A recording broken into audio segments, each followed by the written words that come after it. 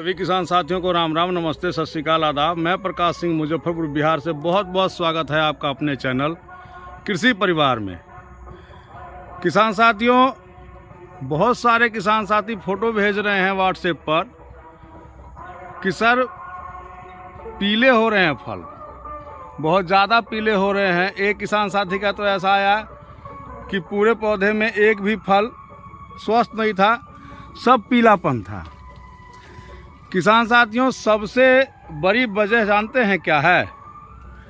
कि जो first year खेती करते हैं एप्पल बेर की, जो भी किसान साथी, सक्सेस नहीं हो पाने का कारण होता है कि जहां से पौधे लेते हैं किसान साथी, वो लोग जानकारी तो देते नहीं हैं, किसी तरह की मदद मिल नहीं पाती है। पहले साल अधिकतर 90% किसान साथी फ्लॉप हो जाते हैं, और उसका कारण एक और होता है कि जानकारी तो होती नहीं है। सबसे बड़ा कारण जो मेरा अपना अनुभव है 4 सालों का, बेसल डोज अगर समय पर और सही अनुपात में बेसल डोज आप अपने एप्पल बेर में नहीं दिया है तो परेशानियां बनती रहेंगी, समस्या आती रहेगी।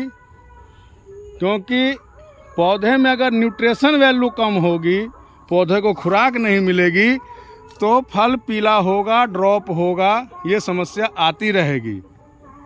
अब मेरे बागीचे में आपको मैं इतने नज़दीक से दिखा रहा हूँ डालियों को, इसमें पीलापन आपको क्या कहीं दिखाई दे रहा है? पीला होगा, लेकिन बहुत कम परसेंटेज में। ये नहीं है कि आपके सारे फल बन ही जाएंगे, ऐसा भी नहीं है। मैंने कई वीडियो में आपको बताया है कि फल जो बनेगा वो आपका, एक तो जो इसमें फीमेल फ्लावर होंगे सिर्फ वही फल में कन्वर्ट होगा 40%। उसमें से भी कुछ फल आपके ड्रॉप होंगे, जो छोटे साइज में बाद में आएंगे, वो पीले पड़ के झड़ेंगे। तो पीले पड़ने से ज़्यादा घबराने की ज़रूरत नहीं है, लेकिन अगर अत्यधिक पीला होकर गिर रहा है तो आप समझिए कि फंगीसाइड तो चाहिए ही चाहिए, लेकिन न्यूट्रिशन की कमी से भी आपका फल ज़्यादा पीला होगा। जब पूरे पौधे में ही पीलापन आ गया, पत्ते छोटे छोटे हैं पौधे के, कई किसान साथियों के मेरे पास फ़ोटो और वीडियो आए जिनके पौधे का विकास ही नहीं है, तो क्या उसमें फल बन पाएगा? नहीं ले पाएगा अपना साइज फल, और पीलापन आ जाएगा। तो किसान साथियों, पीलेपन होने का एक तो सबसे बड़ा कारण यही है कि न्यूट्रिशन की कमी हमारे पौधों में अगर आ गई तो पीलापन आना ही आना है। अब रही फंगीसाइड की बात, तो अगर फंगस की समस्या आ रही है तो जो किसान साथी, मैंने पिछले वीडियो में बताया है, जिनकी फ्लावरिंग अब ख़त्म हो गई है, 80% 90% फल बन चुका है, वो लोग पाउडर फॉर्म में भी स्प्रे कर सकते हैं फंगीसाइड का। पाउडर फॉर्म में आप फंगीसाइड साफ ले लीजिए, बेवेस्टिन ले लीजिए, या आपका एक आता एंट्राकूल आता है वो ले लीजिए। बहुत सारे अच्छी कंपनी का फंगीसाइड ले लीजिए कोई भी। और जैसे अब मेरा ये फ्लावरिंग का कहानी ख़त्म है, अब जो फल बनना था बन गया, अब कोई फल नहीं बनेगा। एक तो मेरी फ्लावरिंग ड्रॉप ज़्यादा हो गई है, फिर भी जितना फल है यही काफ़ी है, इससे भी डालियाँ टूटेंगी। तो आप फंगीसाइड का स्प्रे करें अपने पौधों में, पाउडर फॉर्म में भी कर सकते हैं जिनका कि फल बन चुका है, और जिनका फल नहीं बना है वो लिक्विड वाले फंगीसाइड का ही स्प्रे करें। और एक समस्या और सबसे बड़ी है किसान साथियों के साथ, कुछ किसान साथियों को शायद अच्छा भी नहीं लगे, लेकिन बताना मेरी मजबूरी है। और कितने लोग इससे समर्थन में हैं बताइएगा ज़रूर कमेंट करके। होता क्या है कि जो किसान साथी नए खेती शुरू करते हैं, वो जितनी भी वीडियो आती है सबको देखते हैं, और देखना भी चाहिए। कोई भी अपना एक्सपीरियंस शेयर करता है, लेकिन किसान साथी क्या करते हैं कि किसी ने कहा इस दवाई का स्प्रे करेंगे तो ये बीमारी ठीक हो जाएगी, किसी ने कहा कि इसका स्प्रे करेंगे तो वो ठीक हो, तो लगातार स्प्रे करना शुरू कर देते हैं 3 दिन में, 4 दिन में, 5 दिन में। तो किसान साथियों, ज़्यादा स्प्रेइंग से पत्ते झुलस जाएंगे, पत्ते खराब हो जाएंगे, उससे नुकसान ही होगा, ख़राब नहीं होगा। कुछ कॉम्बिनेशन जो बनता है, जब हम 5-6 दवाइयाँ एक साथ मिला देते हैं कि अपनी मेहनत भी बचेगी, पैसा भी बचेगा, लेबर मजदूर के पैसे कम में काम हो जाएगा, वो बात ठीक है। लेकिन जब हम 4-5 दवाइयाँ मिलाते हैं तो उसमें बहुत सारी दवाई ऐसी होती है जो कॉम्बिनेशन में रिएक्शन कर जाता है। तो कोशिश करते हैं कि 1 से 2 दवाई 3 दवाई ही मिलाएं एक साथ, रिजल्ट भी अच्छा आएगा। नहीं तो पत्ते जब जल जाएंगे आपके, धब्बे पत्तों में आ जाएगा, तो फिर खाना बनाना कम होगा, पौधे का खुराक नहीं बना पाएगा पौधा, तो फिर कहाँ से विकास होगा फल का। फल तो पीले होंगे ही, ऑटोमेटिक पीले होंगे। तो किसान साथी कोई भी वीडियो देखें, मेरी देखें, किसी की भी देखें, जो एक्सपीरियंस वाले किसान हैं, जो अच्छी अच्छी वीडियो डालते हैं, हम भी उनसे सीखते हैं। लेकिन ऐसा नहीं है कि सभी दवाइयों का अप्लाई शुरू कर दें हम। आज हमने लिक्विड वाला डाला, 3-4 दिनों में कुछ हुआ नहीं, फिर एक और फंगीसाइड कर दिया। आज हमने न्यूट्रिशन दिया, इससे कुछ नहीं हुआ, आज हमने कैल्शियम का स्प्रे कर दिया। ऐसा बिल्कुल ना करें।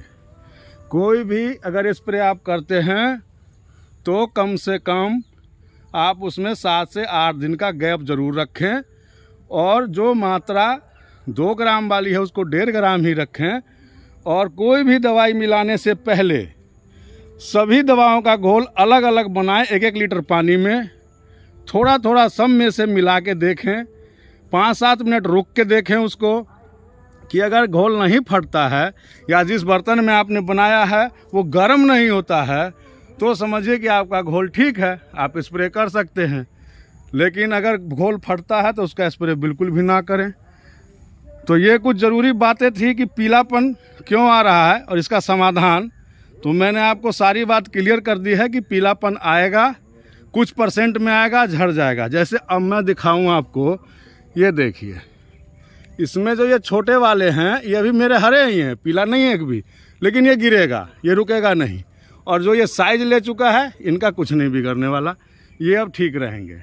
तो मैं इसमें विशेष कोई स्प्रे नहीं करता हूँ, बस वही जो मैंने आपको बताया है वही करता हूँ। लेकिन 20 दिन 25 दिन बाद ही करता हूँ, हर हफ्ते नहीं, हर 10 दिन में नहीं। इतना पानी था, सब कुछ था इसमें, फिर भी देख रहे हैं कीड़े मकोड़े आपको नज़र नहीं आएंगे। सांप वगैरह हैं, नाग महाराज हैं, वो अलग चीज़ है, वो तो अपने आप चले जाएंगे। कुछ चले गए हैं, कुछ होंगे तो चले जाएंगे। तो किसान साथियों, आज पूरे बाग में ही घूम रहा हूँ मैं और दिखा भी रहा हूँ आपको। तो किसान साथी इन चीज़ों का ध्यान रखें, पीलेपन से घबराएं नहीं, और दवा का एक शेड्यूल बना के चलें। बार बार स्प्रे ना करें, उससे भी आपको नुकसान होगा, उससे फ़ायदा नहीं होगा, नुकसान ही होगा। तो ये रही जानकारी कि पीलापन क्यों आ रहा है और ज़्यादा पीलापन है। तो भाई बेसल डोज की बहुत बड़ी कहानी होती है। पौधे की न्यूट्रिशन वैल्यू अगर आपकी नहीं है तो पीलापन आएगा। तो फंगीसाइड दोनों मैंने बता दिया है, लिक्विड कब करना है, पाउडर फॉर्म में कब करना है। अब अगर न्यूट्रिशन की कमी आ रही है तो आप बायोबीटा का रिज़ल्ट बहुत बढ़िया है, मैं उसका ऐड नहीं कर रहा हूँ, लेकिन बायोबीटा का रिज़ल्ट एप्पलवेयर पे बहुत अच्छा है। आप बायोबीटा का स्प्रे कर सकते हैं, अच्छा रिज़ल्ट है। यूपीएल कंपनी का गैनेक्सा आता है, जिसके बारे में मैंने पहले भी बताया है, उसका स्प्रे कर सकते हैं। पौधे हरे भरे भी होंगे और वो फंगीसाइड का भी काम करेगा, हल्का कीटनाशक का भी काम करेगा। तो इस तरह के आप स्प्रे लें। दुकानदार आपको कुछ भी देता है, दुकानदार को तो अपना सामान बेचना है, जिसमें उसको ज़्यादा बचत आएगी, बोलेगा कि यही ले लीजिए, ये सबसे अच्छा है। तो आप अपने दिमाग से काम करें, दुकानदार की बात ही सिर्फ नहीं सुननी है, अपने हिसाब से भी काम करना है। तो कितने लोग मेरे इस बात से सहमत हैं वो ज़रूर बताएंगे कि मैंने गलत कहा है या सही कहा है। किसान साथियों, अगली वीडियो बेसल डोज के ऊपर जल्द ही आपको मैं बना दूंगा, क्योंकि जब फ्लावरिंग ख़त्म होकर फ्रूटिंग अच्छी तरह सेट हो जाएगी तो 10 से 15 दिन बाद फिर इनमें एक बेसल डोज दिया जाएगा, जो कि मैं नहीं दूंगा लेकिन आप लोगों को बता दूंगा। जैसा भी आप अच्छा समझे कर सकते हैं। मैंने तो अपना वही ऑर्गेनिक बनाया हुआ है, वेस्ट डिकम्पोजर में सरसों की खली, गोबर, छाछ, केला। लेकिन उन चीज़ों पर किसान साथी ध्यान नहीं देते हैं, उस वीडियो को भी नहीं देखते हैं, आगे चले जाते हैं कि इसमें तो मेहनत लगेगी और पता नहीं यार रिजल्ट आएगा कि नहीं आएगा, कौन इतनी मेहनत करेगा। किसान साथी, अगर मेहनत से आप पीछे हटिएगा ना तो पैसा और समय दोनों बर्बाद हो रहा है और कुछ नहीं है। तो आप देखिए कि मैं इसमें बेसल डोज में कुछ नहीं देने वाला। ये मेरा ड्रम में तैयार हो रहा है, पानी ख़त्म हुआ है, 2-3 दिन पहले मैंने डाल दिया है इसमें सब कुछ वेस्ट डिकम्पोजर में। अब ये तैयार हो जाएगा, ड्रिंचिंग कर दूंगा।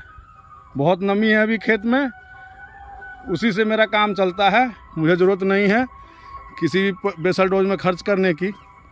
तो जो किसान साथी बनाना चाहते हैं उस खाद को पिछली वीडियो में जाके देख लें, वो वीडियो डली हुई है, प्लेलिस्ट में डला हुआ है सब कुछ, क्या क्या डालना है हमें। तो किसान साथी मेहनत करें, ईमानदारी से करें और समय पर कोई भी चीज़ दे, समय पर दे। अनटाइमली कोई चीज़ देने से कोई फ़ायदा नहीं, जब नुकसान हो जाता है तो रिकवर नहीं होता है फिर। तो किसान साथियों, ये थी मेरी तरफ से जानकारी। अगर जानकारी अच्छी लगी हो तो वीडियो को लाइक कर दीजिए, कमेंट करिए, और जो नए किसान साथी जुड़ रहे हैं मेरे साथ वो चैनल को सब्सक्राइब ज़रूर कर लें, और जिस वीडियो की ज़रूरत हो उसको प्लेलिस्ट में भी जाके देख लें, ताकि आगे आप लोगों के पास मेरी वीडियो सबसे पहले पहुंच सके। मिलता हूं फिर अगली जानकारी में, अगली वीडियो में। तब तक के लिए जय भारत, जय हिंद, जय जवान, जय किसान।